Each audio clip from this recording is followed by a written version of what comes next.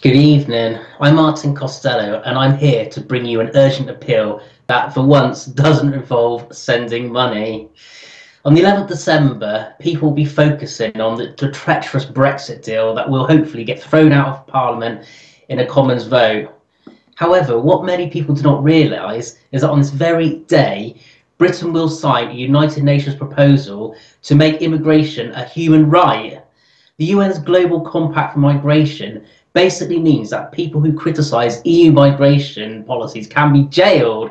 And I don't mean a 30-day Facebook jail I'm sure many of you have experienced at some point.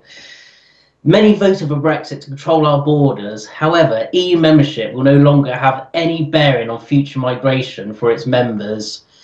MEP Marcel de Graaf said, "It is declaring migration as a human right, so it will, in effect, become impossible to criticise Mrs Merkel's welcome migrants politics without being at risk of being jailed for hate speech."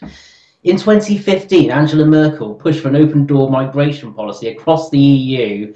Critics said the move was motivated by Germany's need to boost its workforce by at least 1 million people. But it has seen a huge backlash in Germany after overwhelming their infrastructure. This is something that has also been evident in the UK, with hospitals, roads, schools, housing all full to bursting, while the government still allow hundreds of thousands of economic migrants to flood in each year. This is something that we will never ask if we wanted, or indeed voted for.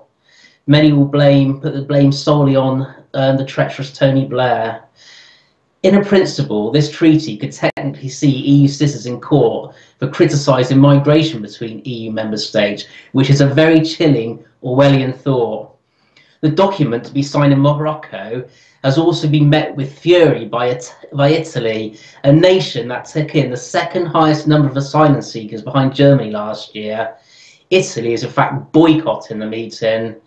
The Italian Deputy Prime Minister, Matteo Salvini, said, "Just like the Swiss, who carried forward the Global Compact up until yesterday, and then said, 'Everyone stop,' the Italian government will not sign anything and will not go to the Marrakesh Treaty agreement." Is something that you may have heard previously, and this is what it relates to. Mr. Conte, the Italian Prime Minister, said, "The Global Migration Compact is a document that raises issues and questions that many citizens have strong feelings about." Australia, Bulgaria, Croatia, the Czech Republic, Hungary, Israel, Poland, Slovakia, and Switzerland have all also stated that they will not sign this agreement. An official petition urging the British government to reject the United Nations Global Compact for Migration is now close to 100,000 signatures, but Prime Minister Theresa May has still yet to issue a response. The British petition against the compact should have received the government response after breaking the 10,000 mark, but it has now been waiting for one for 7 whole days. If it does in fact reach 100,000, the House of Commons will have to consider it for a full parliamentary debate. It is the Conservative Party government's decision to sign up to this UN compact. Despite a long-standing but spectacular missed target to reduce immigration from hundreds of thousands to tens of thousands, this has actually attracted very little from the mainstream media for discussion, perhaps due to the Brexit debate's near total dominance of the political space. But once again, it's just been swept under the carpet, so we must expose it. It is abundantly clear that the Kalergi plan is now in full swing. The plan, masterminded by the first popular movement for the United States of Europe, Richard von Couven-Kalergi, encourages mass immigration, and it is a phenomenon which causes are very cleverly concealed by political elites. And multicultural propaganda is employed to falsely portray immigration is inevitable, and we see this on adverts to everything on TV and the mainstream media. The elites are trying to present this as an inevitability of modern life, but is actually the product of a plan concealed around a table and prepared over decades to completely change the face of our continent.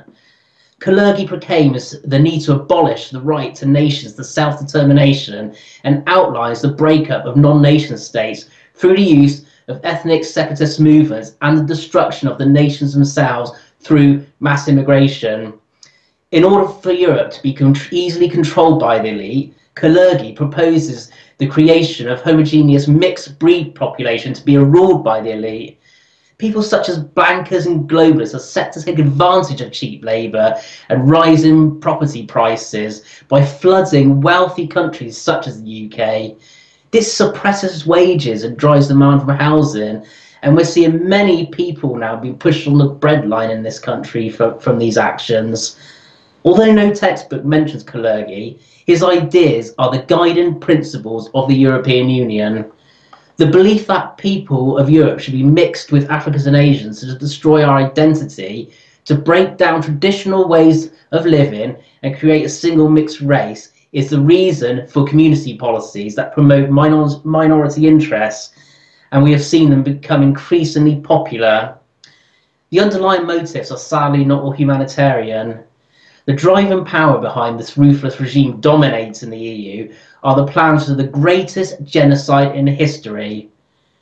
Please help stop this evil act of betrayal by spreading the word and signing the petition.